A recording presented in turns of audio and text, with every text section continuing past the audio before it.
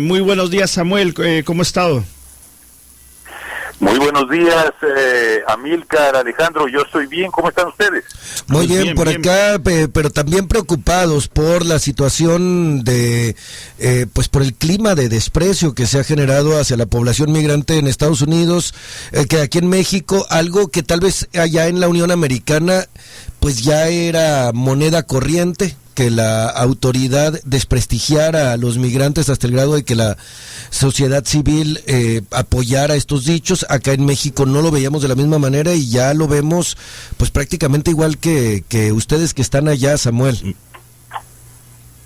Así es, bueno, te refieres en general al clima, al ambiente, al ambiente de hostilidad que en estos momentos en algunos círculos de la máxima política seguramente están dando hacia enteras comunidades migrantes y particularmente también hacia el pueblo mexicano, hacia exactamente. Sí, definitivamente veíamos una nota en la mañana de aquí cerquita en Yuma, Arizona, un grupo de estas patrullas patrióticas que se arman en distintos lugares, pero está conformada por mexicanos o por inmigrantes mexicanos que están impidiendo el paso de inmigrantes mexicanos, precisamente.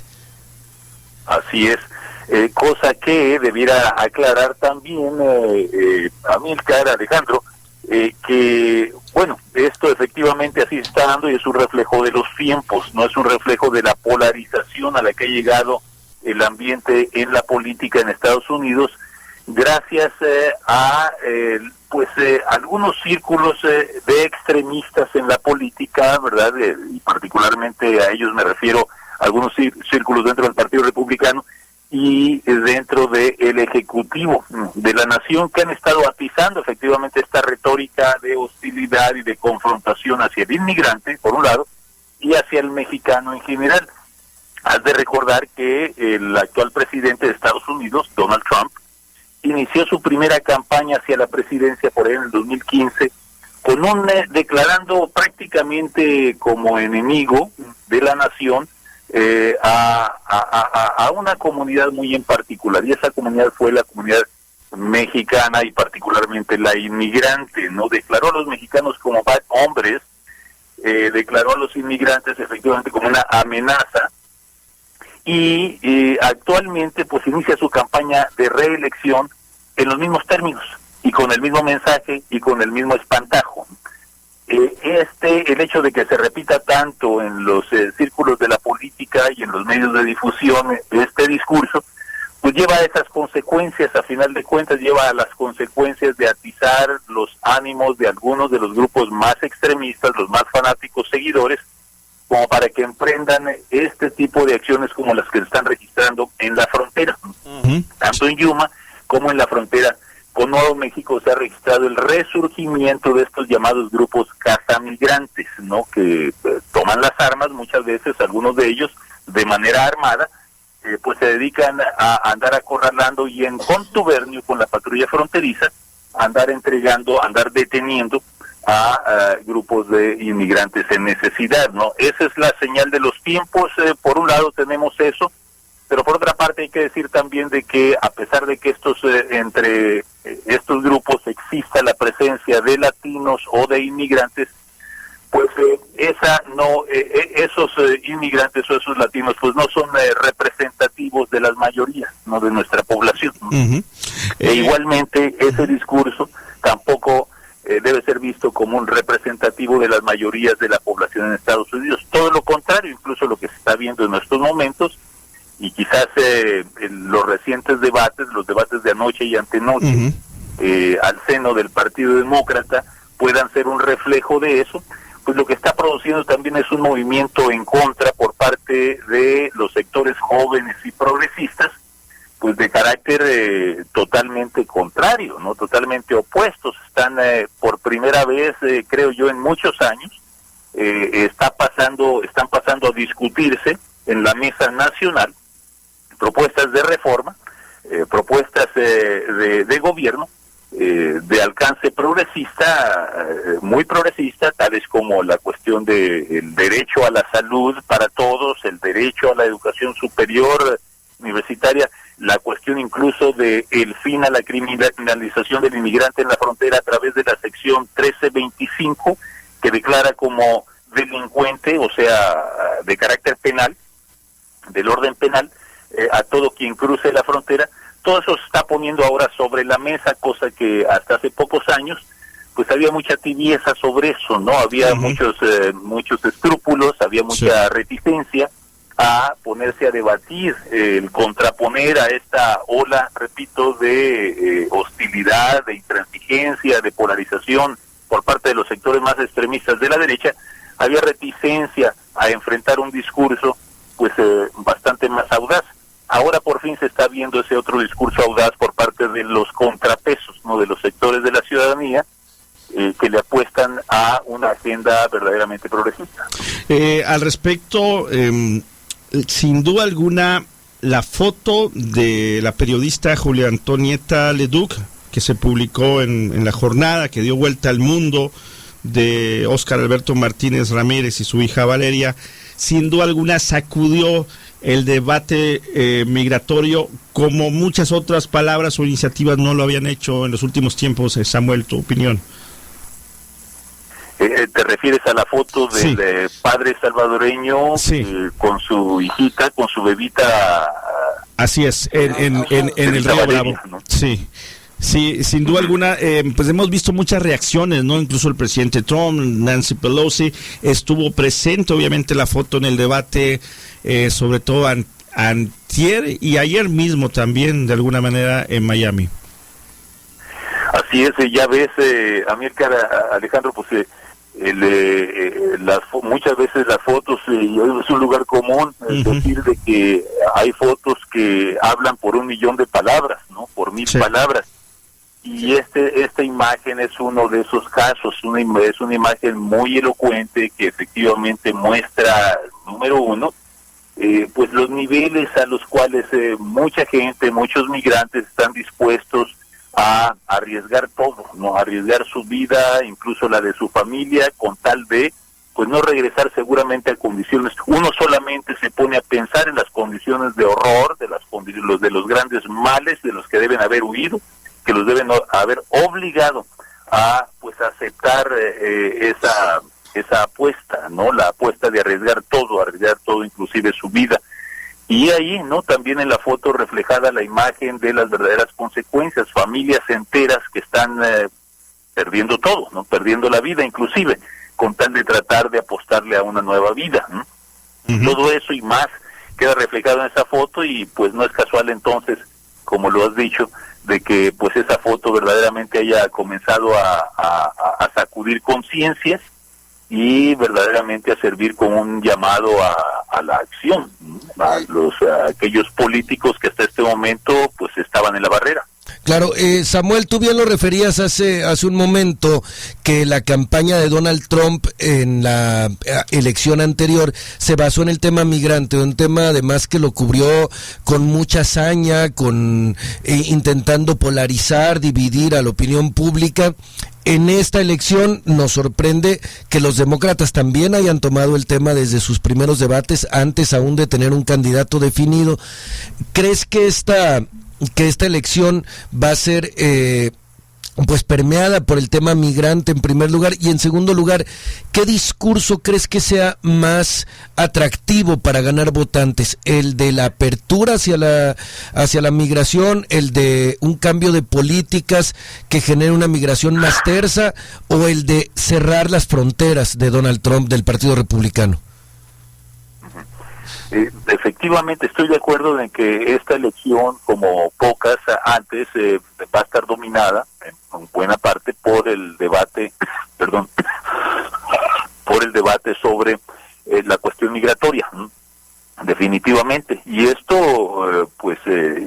obligado, sobre todo por parte del propio presidente Trump, ¿no? Quien se ha encargado de manera forzada, quien se ha encargado de forzar este debate al primer plano en la nación. Como ya lo decía antes, él empezó su primera campaña con este asunto como asunto titular, y empezó su segunda campaña, la de reelección, con este asunto como asunto titular. Efectivamente, incluso en momentos previos, en la víspera de de hacer su anuncio de campaña de reelección en la Florida, Donald Trump pues hizo un anuncio previo, el de que se lanzaría a movilizar a ICE, a sus agentes migratorios, a sus tropas, en fin, para realizar mega redadas, o sea, para deportar millones. A final de cuentas, pues eso de deportar millones es puro cuento y es pura faramalla, no es viable hacerlo. Sin embargo, el discurso ahí queda, ¿no? Y el efecto real ahí queda, que es el de tratar de sembrar pánico, por un lado, entre las comunidades inmigrantes, y por otro lado, el de complacer a sus bases más duras, ¿no? De mandarle carne a los leones duros de sus bases, ¿no? Eso es, a final de cuentas, la oferta. Así que, forzado por el propio Trump, este debate efectivamente va a pasar a ser titular dentro de las próximas elecciones. Y ya lo estamos comenzando a ver, de hecho lo hemos visto en el par de debates de anoche, ¿no? Cuando se había visto que, ya ves, el moderador de repente les pregunta a los candidatos demócratas quiénes están a favor de proveer servicios de salud pública para los indocumentados. Sí. Bueno, en el debate de anoche todos levantaron la mano. Uh-huh. Igualmente anoche levantaron la mano todos aquellos a los cuales se pidió levantar la mano si estarían de acuerdo a favor de la conversión o reconversión, digamos, de el delito de cruce de la frontera en una infracción civil, no pasarla de delito a una infracción civil. Y bueno, anoche miramos la situación insólita de que todos los candidatos demócratas se manifestaron a favor. Eso no se había visto en años previos. Sí. Así es que ese debate ya está pasando a ser, y en cuanto a por dónde está el pulso del público, el pulso de la ciudadanía y el pulso del electorado, en términos de si se inclina a favor de una política de mayor apertura migratoria o mayor cerrazón de fronteras, yo te contestaría con lo que muestran las mayores encuestas, no las de los propios grandes medios o mayores encuestas, compañías encuestadoras, que es la de que una inmensa mayoría, o cuando menos una holgada mayoría del público norteamericano, está a favor de medidas que tiendan, número uno, a reconocer las aportaciones de los inmigrantes en el país, y número dos, a encontrar una salida razonable a fin de legalizar a aquellos 11 millones que se calcula se encuentran presentes sin documentos aquí en este país. E igualmente también muestra el público norteamericano, la opinión pública, pues una inclinación a tomar una política de mayor entendimiento y de mayor comprensión hacia la gente que llega a la frontera a pedir asilo huyendo de condiciones de persecución en sus países de origen, ¿no? Hay en ese sentido igualmente una opinión más comprensiva por parte del público norteamericano. Todo esto obviamente puede llegar a cambiar en el último minuto a la hora de las grandes decisiones, de las decisiones de la votación, sobre todo por los recursos que nunca faltan, campañas de desinformación, campañas de tergiversación de información, campañas del miedo, las sorpresas famosas de octubre, igualmente las declaraciones de guerra de último minuto. Hay muchos factores que definitivamente pueden llegar a afectar la decisión final del electorado en particular, pero esa es la realidad en estos momentos, Amílcar, Alejandro. Sí, sí. Samuel, antier vimos dentro del debate, aparte muy interesante el hecho, nos imaginábamos que ayer no podía ser la excepción, que habría figuras emergentes fuera de Biden, fuera de Sanders, fuera de los más conocidos, que de alguna manera Perdón, se está cortando la línea telefónica. Sí, ¿por ahí nos escuchas mejor? Ahora sí. Sí, Samuel, te decía, en las dos ediciones del debate de precandidatos demócratas hemos visto cómo surgen figuras, si bien es cierto, no nuevas, bastante conocidas, sobre todo para la gente involucrada en la política en los Estados Unidos, que han brillado por ahí y que no precisamente llegaban como los punteros a ambos debates. En el caso del debate del día miércoles, pues Julián Castro, el ex secretario de Vivienda y también exalcalde tejano, y también pues senadores como Cory Booker, por ejemplo, pues dieron la nota sobre el tema migratorio. Ayer lo fue sin duda alguna Kamala Harris, conocida bien de ustedes por haber sido fiscal en California, y fue quien enfrentó a Joe Biden y cuestionó la política migratoria de Biden, entre muchas cosas más relacionado con la conformación racial en los Estados Unidos. Y me llamó la atención el miércoles, Samuel, de Cory Booker, este senador de Nueva Jersey, que decía: no podemos sacrificar nuestros valores, nuestros principios, en búsqueda solamente de la seguridad fronteriza. Aquí, hace unos 2 días, el diputado Porfirio Muñoz Ledo dijo: no se puede entregar la carne humana por presión de los Estados Unidos. ¿Cuál es tu opinión acerca de este giro que ha dado México en torno a la política migratoria? También aquí las imágenes este fin de semana de los soldados deteniendo a personas a punto de cruzar el río Bravo, a punto de llegar hacia la tierra prometida, los Estados Unidos, a punto de concluir una travesía de miles de kilómetros frustrada por agentes de la Guardia Nacional que pues detienen mexicanos, guatemaltecos, salvadoreños. Digo, difícil a veces distinguir entre uno u otro hermano centroamericano y connacionales. ¿Cuál es tu opinión de lo que está sucediendo con la política migratoria mexicana? Me parece que es una situación muy compleja por la que pasa en estos momentos México y la política mexicana. Pero te diría 2 cosas. Por un lado, te diría 2 reacciones, digamos, de momento a lo que me estás preguntando. Por un lado, definitivamente México está en una situación muy difícil, tomando en cuenta de que al norte tiene un gobierno, tiene una potencia y tiene particularmente una figura, ¿no? Una figura personal, Donald Trump. Que es muy impredecible, ¿no? Y además de impredecible, arbitrario, ¿no? Que se maneja de manera muy arbitraria y que trata de imponer un estilo muy sui generis a la forma en que negocia con el exterior, ¿no? Con los demás países hacia el exterior.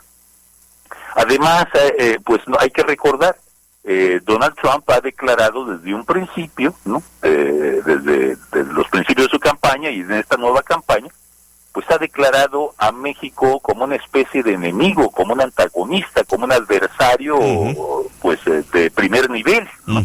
Entonces siempre ha tratado de agitar los ánimos hacia México. Ese es su interés y es parte de su show, ¿no? Es parte de un gran circo mediático y político que está tratando de imponer en el ánimo de allegarse, a final de cuentas, más votos en la próxima elección, en el ánimo de vender su figura como una figura, pues, una figura contenciosa en contra de los imaginarios enemigos del exterior, y en este caso México. A eso se está enfrentando en estos momentos México, y pues México se enfrenta ante el reto de qué hacer ante estos ataques, otra vez ante este sainete, verdadero sainete, esta farsa que se le viene desde el norte. Si seguirle la corriente y ponerse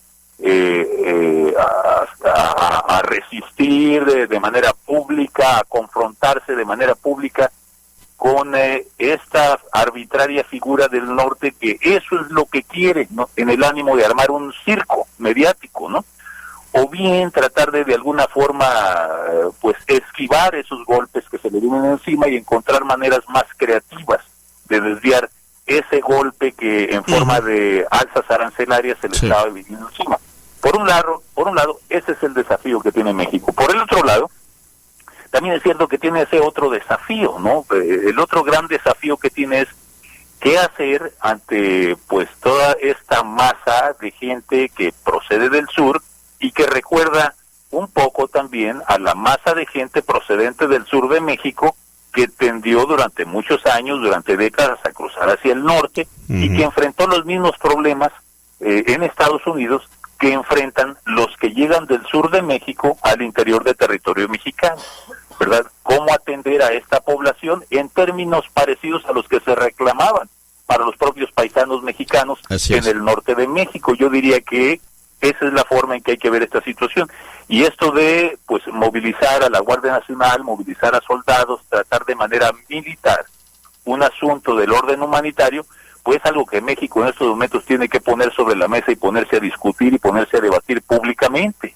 Este es un debate legítimo, necesario, de ver qué hacer, ¿no? Ante la gente del sur, qué hacer ante las presiones del norte, sin sacrificar a la vez esos valores humanos que siempre, pues México ha venido enarbolando hacia sus paisanos en el norte, aplicados ahora a pues los migrantes del sur, los migrantes de Centroamérica, ¿no? Y definitivamente ese trato militar que se le está dando a este asunto, a esta crisis humanitaria, pues es algo que México debe poner en primer lugar en estos momentos en la discusión nacional, Alejandro.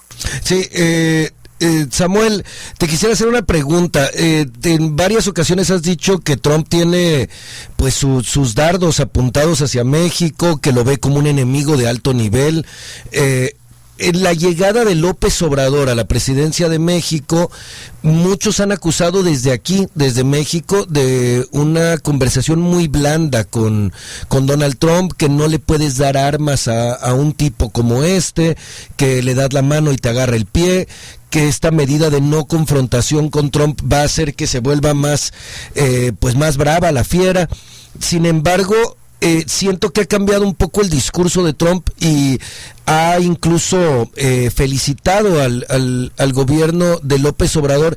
¿Crees que funciona esta estrategia de López Obrador para ablandar un poco los discursos de campaña de Trump? Sabemos que viene acompañado de medidas que a Trump le gustan y todo esto, pero creemos que en cierta forma puede tener el motivo de ablandar la andanada discursiva y tuitera de Donald Trump, ¿no? ¿Tú crees que le sirva esta estrategia a López Obrador?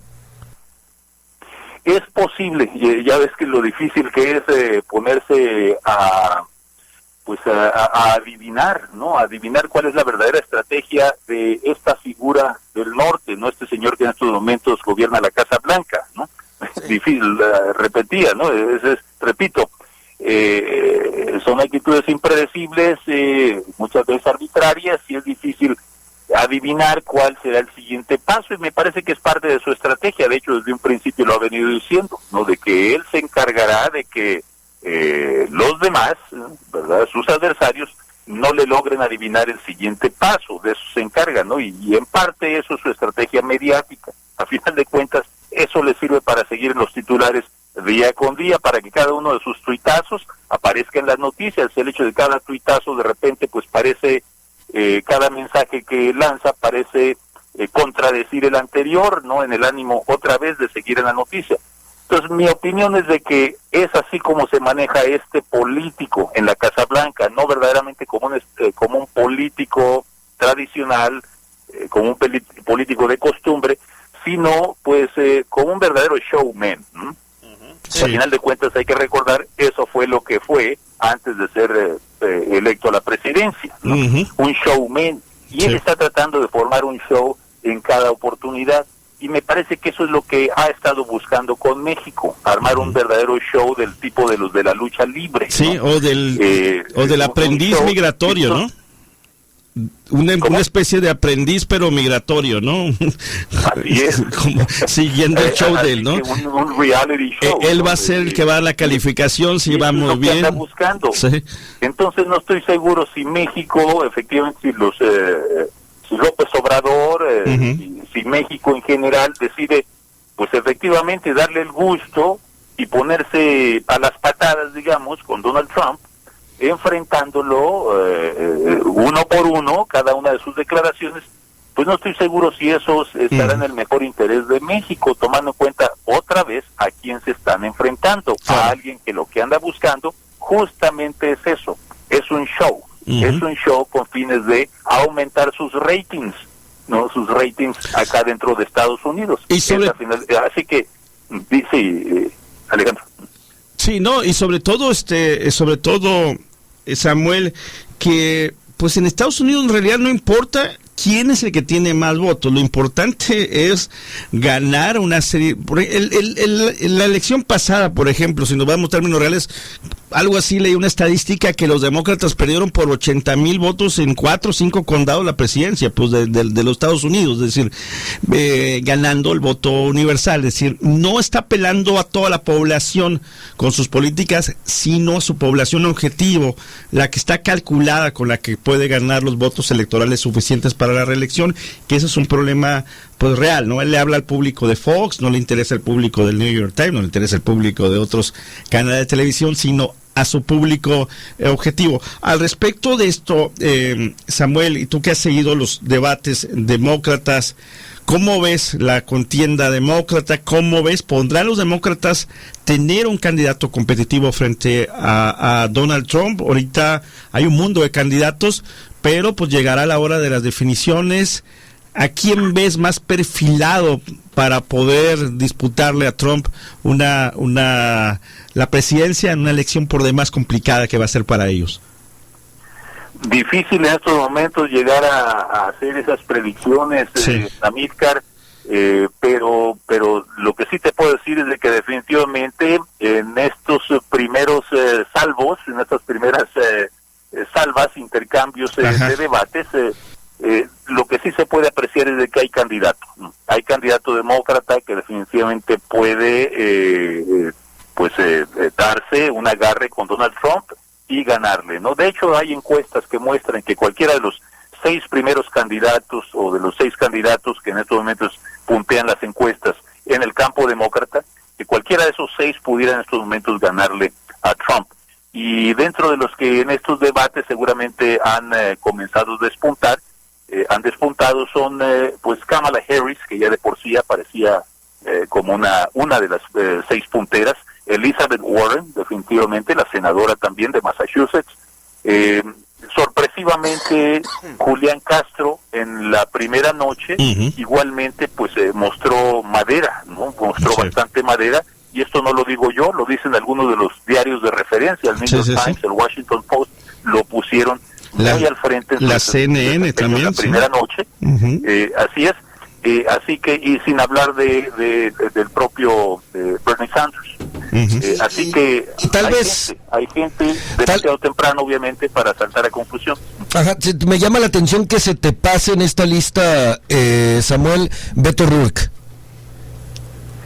Beto O'Rourke, definitivamente, toman en cuenta su desempeño igualmente sorpresivo, desempeño en Texas, pues tiene alas como para llegar a disputar la presidencia a Donald Trump. Su desempeño en el primer debate pues no fue el más brillante, eso sí, así que vamos a ver el impulso que logra seguir teniendo en los próximos. Ajá. Y otra cosa que te quisiera preguntar, Samuel, tú tienes un programa, tienes una serie de programas en la radio estadounidense, pero uno de ellos en particular en donde tienes un pulso ciudadano constante. Hablas con la gente con la cual has hablado durante años. Tú le puedes ir midiendo el pulso a la población hispana de los Estados Unidos. Se habla mucho de que la euforia que había de la comunidad hispana ante la llegada de López Obrador se ha venido desinflando y ahorita incluso lo ven como un enemigo más, una parte de esta población, lo ven como alguien que ha traicionado en cierta forma a la comunidad hispana, a la comunidad migrante de Estados Unidos. ¿Lo sientes tú así a través de tu programa de Línea Abierta? La verdad no, en estos momentos la buena voluntad por parte de en este caso el radio escucha de Línea Abierta, de Radio Bilingüe, hacia el gobierno de López Obrador sigue allí, se le está, creo que hay buen ánimo todavía hacia el gobierno de López Obrador. Lo único que sí te puedo decir es de que lo que tal vez haya bajado es el nivel de fervor.